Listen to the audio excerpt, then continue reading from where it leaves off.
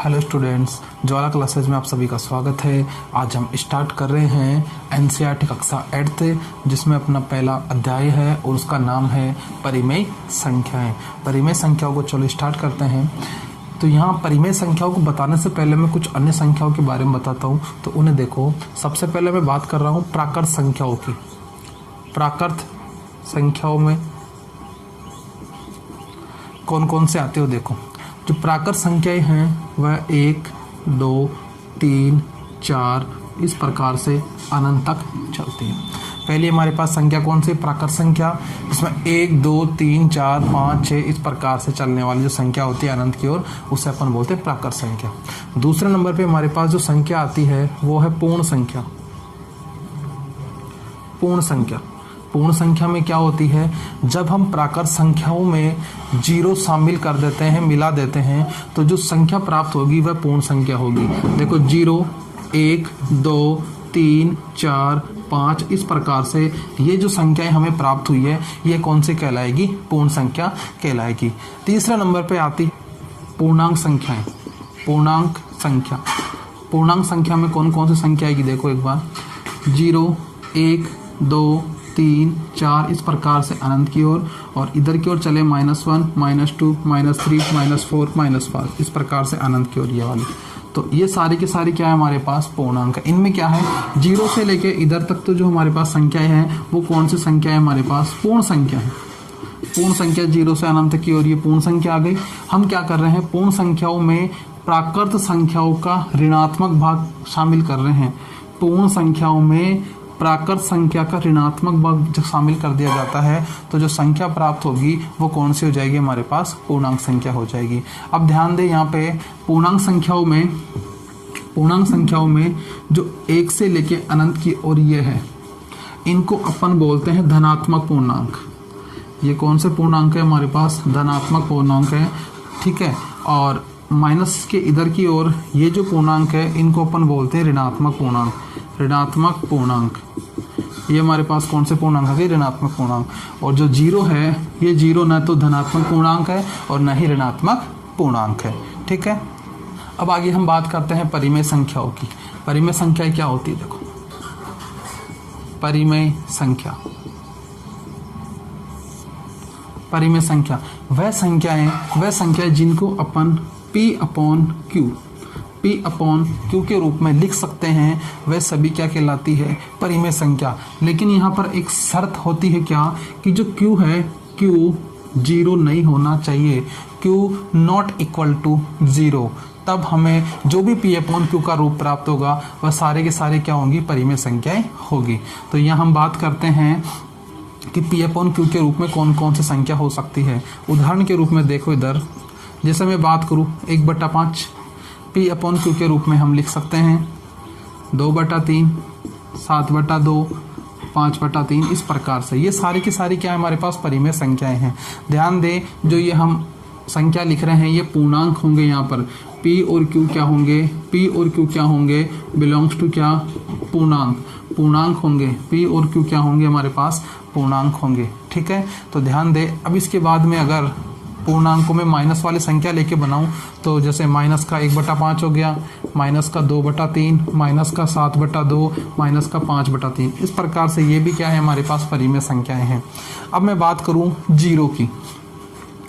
Zero की बात करूं मैं कि क्या ये 0 एक परिमेय संख्या है क्या, तो बिल्कुल हम बोलेंगे 0 एक परिमेय संख्या है। अब आप बोलोगे इसे P/Q के रूप में कैसे लिखे, तो बिल्कुल आसान है, हम इसके नीचे 1 लगा दें इस प्रकार से, तो ये P/Q का रूप बन गया। हमने कहा है Q का मान 0 नहीं होना चाहिए, Q का मान 0 नहीं होना चाहिए, लेकिन P का मान 0 हो सकता है। ध्यान दे, तो यहाँ पर ये संख्या क्या है हमारे पास, एक परिमेय संख्या है। यदि हम Q का मान 0 कर दें, देखो जैसे 5/0 कर दिया, 5/0 कर दिया, इसमें क्या हो रहा है, Q का मान 0 आ गया, तो इस स्थिति में जो रिजल्ट आता है वो अनंत आ जाता है। अनंत, इस स्थिति में एक मान क्या आता है, अनंत आता है, और ये फिर परिमेय संख्या नहीं कहलाती। मैं बोलूँ क्या, 5, 7, 3, 2 क्या ये सिंगल नंबर जो है ये परिमेय संख्या है क्या, तो हम बोलेंगे बिल्कुल ये भी क्या है, एक परिमेय संख्या है, क्योंकि हम इनके नीचे क्या लगा सकते हैं, 1 1 लिख सकते हैं। और ये सारे के सारे कौन से रूप बन जाएंगे, पी अपॉन क्यू के रूप बन जाएंगे। क्या मैं बोलूँ माइनस में माइनस का 3, माइनस का 7, माइनस का 10 ये परिमेय संख्या है क्या? तो हम बोलेंगे बिल्कुल ये भी परिमेय संख्या है, क्योंकि हम इनके नीचे भी क्या लगा सकते हैं, 1 लगा सकते हैं। तो इस प्रकार से ये परिमेय संख्या है। आज पूर्णांक थे, हमारे पास पूर्णांक थे, पूर्णांकों में हमने 0, 1, 2, 3, 4 इस प्रकार से, और इधर माइनस का 1, माइनस का 2, माइनस का 3 इस प्रकार से। ये सारे के सारे क्या है, परिमेय संख्या हैं, क्योंकि मैंने बोला 0 के नीचे एक लगा दो परिमेय संख्या बन गई। इनके नीचे भी 1 लगा के इनको परिमेय संख्या बना सकते हैं, और इनके नीचे 1 लगा कर भी अपन क्या कर सकते हैं, परिमेय संख्या बना सकते हैं। तो हम बोल सकते हैं कि परिमेय संख्याएं क्या होती है, हम बोल सकते हैं कि पूर्णांक क्या होती है, परिमेय संख्या है। सभी पूर्णांक क्या है, परिमेय संख्या है। ठीक है, तो ये छोटा सा पॉइंट था हमारा परिमेय संख्या का।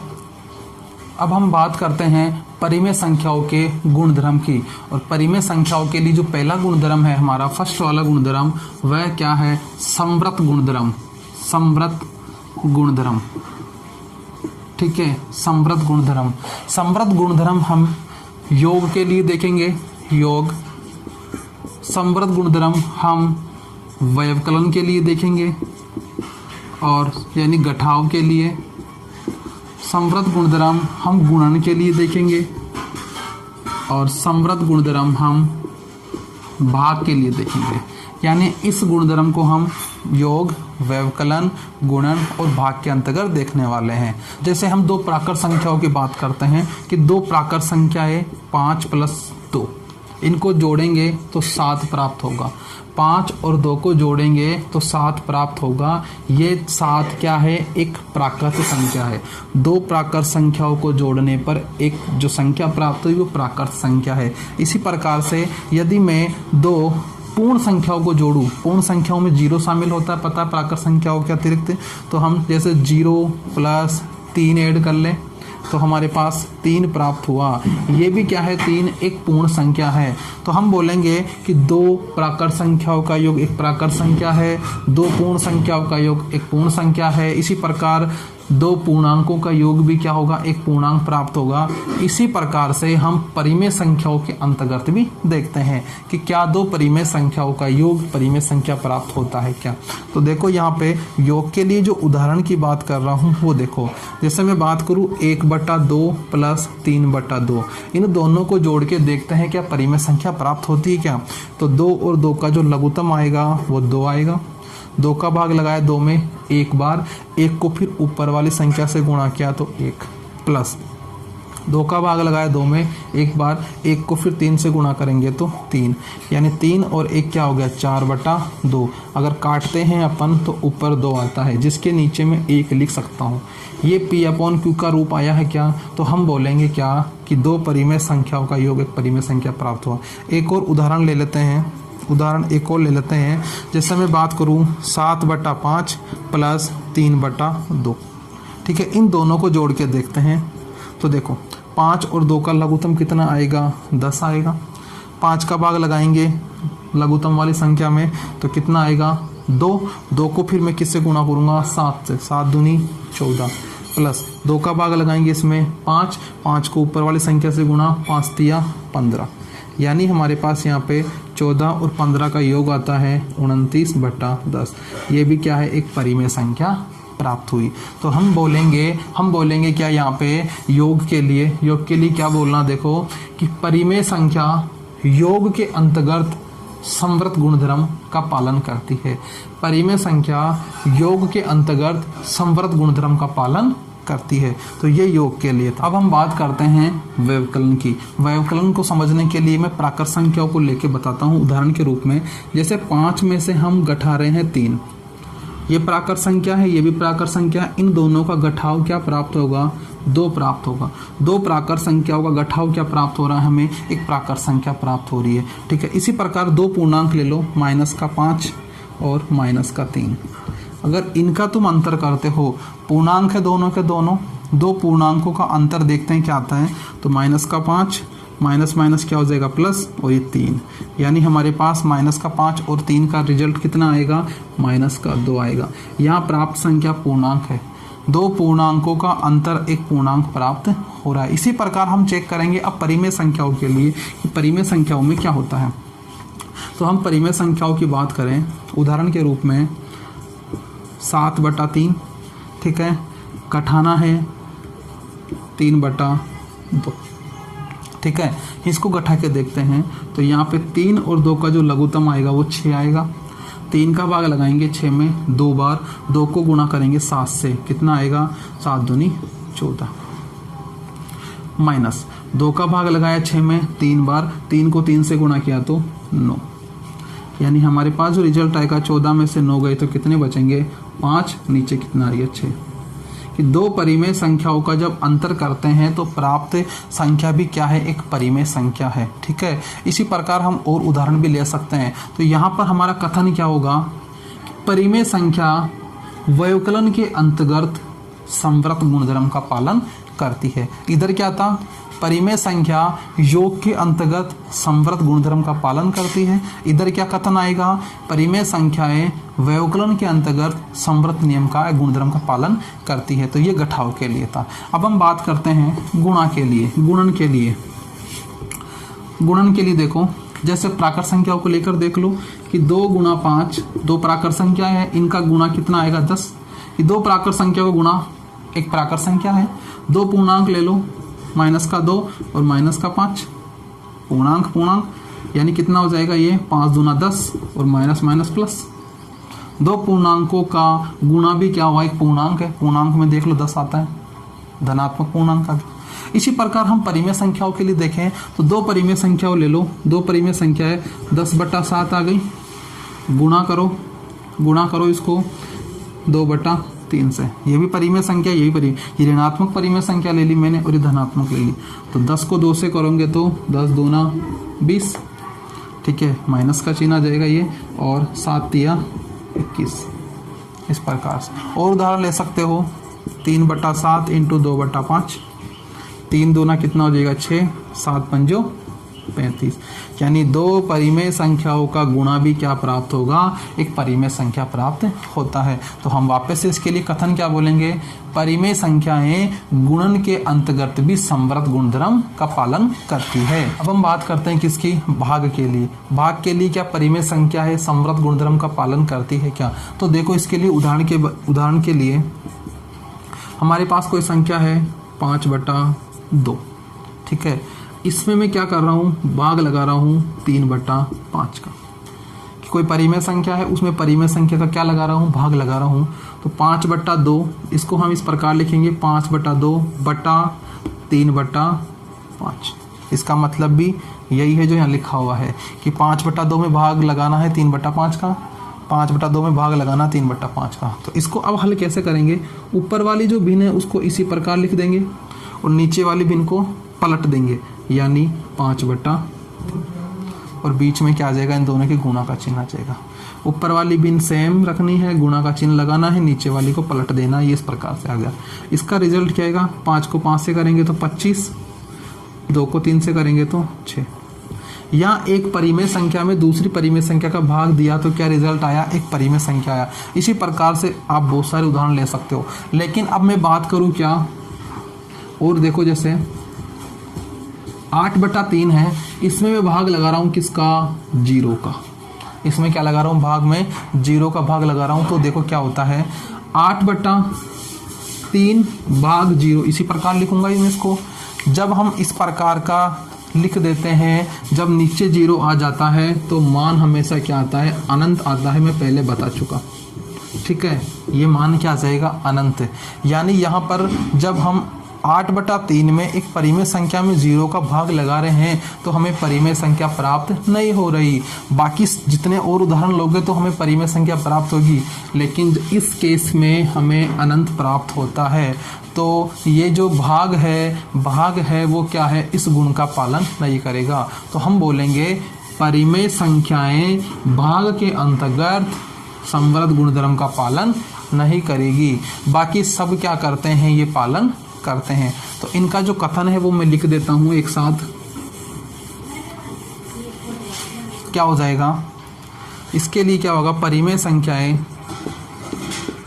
परिमेय संख्याएं योग के अंतर्गत समव्रत है। ये इसके लिए हमने पढ़ लिया। इसके लिए क्या हो जाएगा, परिमेय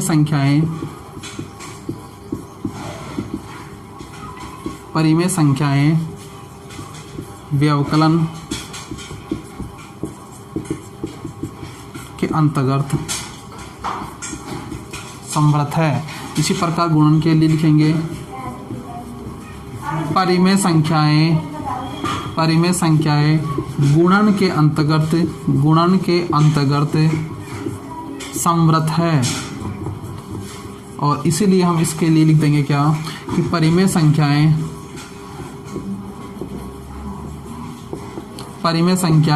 भाग के अंतर्गत समव्रत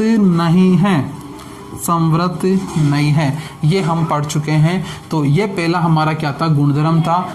अब हम बात करते हैं अगले गुणधर्म क्रम विनिमय के लिए। ठीक है, इससे पहले हमने पढ़ा समव्रत गुणधर्म। समव्रत में क्या किया, हम योग के लिए देखे, व्यवकलन के लिए देखे, गुणन के लिए, भाग के लिए। इसी प्रकार अब हम परिमेय संख्याओं के लिए कौन सा गुण देखेंगे, क्रम विनिमय वाला।